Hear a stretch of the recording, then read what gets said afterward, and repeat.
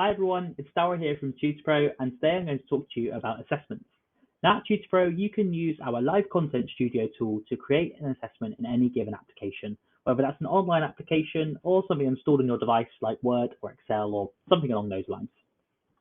There are a few use cases for these assessments, and typically our clients will use them either pre-hire, post-hire, or periodically throughout the year to identify and close knowledge gaps amongst their employees.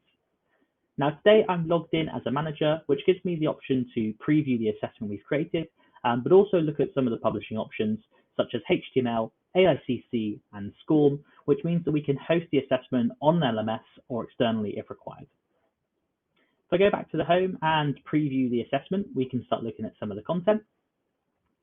As we can see, this one is a Word 2016 Fundamentals assessment, and I'm going to click Next to continue. It's going to ask me some learner information. I'm just going to put my name in, but you can put in your email too, and that way you can get emailed your results. On the learner instructions, it will show us how it works and give us a bit more information about the assessment itself, and at the bottom there, an estimated time for completion. I'm going to click Next, and it's going to ask me to create and save a document. I've already got one open, so I'm going to go next on this one. Task 1 is to open the document and enter the following text in a blank Word document.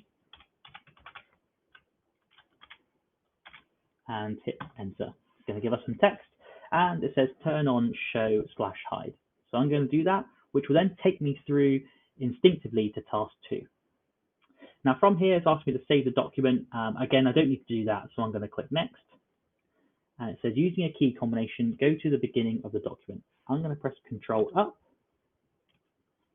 which then again instinctively takes me to the paragraph creation and formatting in section 2.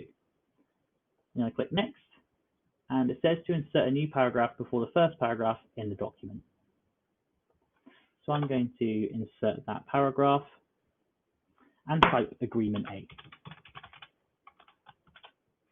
Click next to continue. Task 6 is using the quick style gallery, apply title style to the Agreement A paragraph.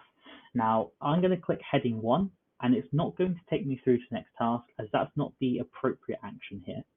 It's asking me to click title, and once I do that, it will take me through to the next step as that's the correct answer. Now we've got section 3 here, which is about basic style commands. So if I go next, it'll again show me through some tasks. I think I've given you a brief idea of how this works. I'm just going to click next through some of the tasks here until we get to the end.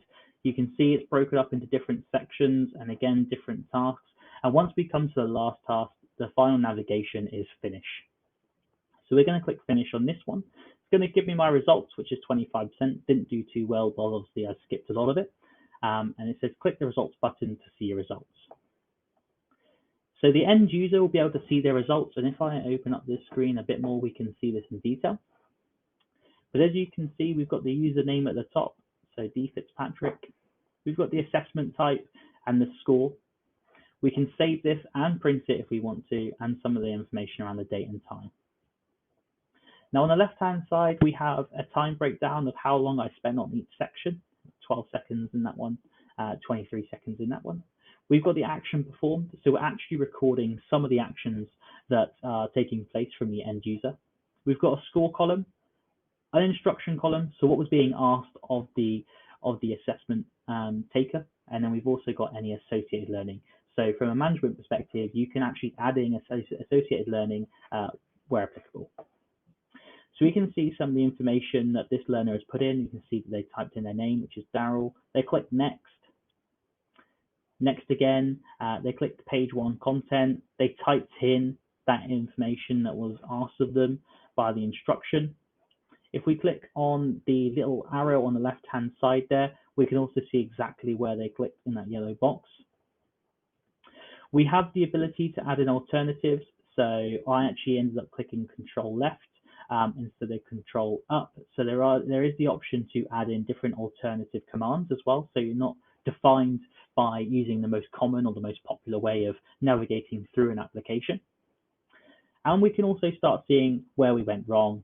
As you can see, there were no wrong answers. I just quickly typed through and click next on a few of those options. We can see in this one though that I spent a minute or so clicking the heading 1 and finally clicking the correct command, which was title. We've also got some associated learning with the styles pane and modifying styles. As I didn't complete this section, I scored poorly, so we can add in that associated learning there too. And that gives us a section total and a total score as well. So it gives us all that information. I'm going to close that one and close that too, which should take me back to the Live Content Studio panel.